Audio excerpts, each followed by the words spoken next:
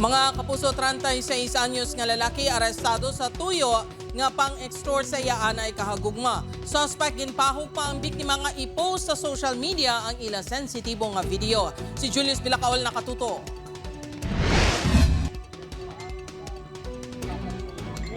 Wala makaluwas sa entrapment operation sa Criminal Investigation and Detection Group Iloilo Provincial Field Unit ang 36 anyos nga si alias John bangod sa tuyo nga pagpang-extort. Ang operasyon ang ginpatigayon sa Barangay Apologista sa Banwa sang Sara mga alas 4 kahapon sang hapon. Ang suspect nga tumandok sang Concepcion, Iloilo ang ginreklamo sang 36 anyos nga si alias Angel sang Haro, Iloilo City nga anay kahagugma sini.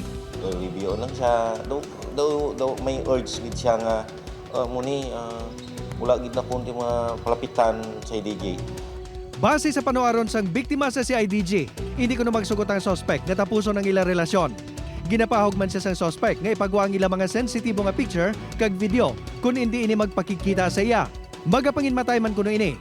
Dugang sini, nagapangayo man ang suspect sang 20,000 pesos. Gineskandalo man kuno ini sang suspect pinaagi sa pagpost sang iya litrato sa social media kag gintag pa ang eskwelahan sang iya bata. Nangin matawhay naman ang pag-aresto sa suspect.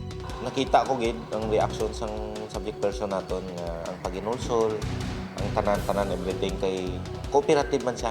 Nagtulo lang iya nga luwa. Ang suspect ang yara sa karon sa kustodiya sang CIDG IPFU kag nagapangatubang sa mga reklamo nga paglapas sa Anti-Photo and Video Voyeurism Act of 2009, Article 286 sa Revised Penal Code o kon grave coercion kag extortion. Upod kay Hans Desierto, Julius Bilacaol. 1.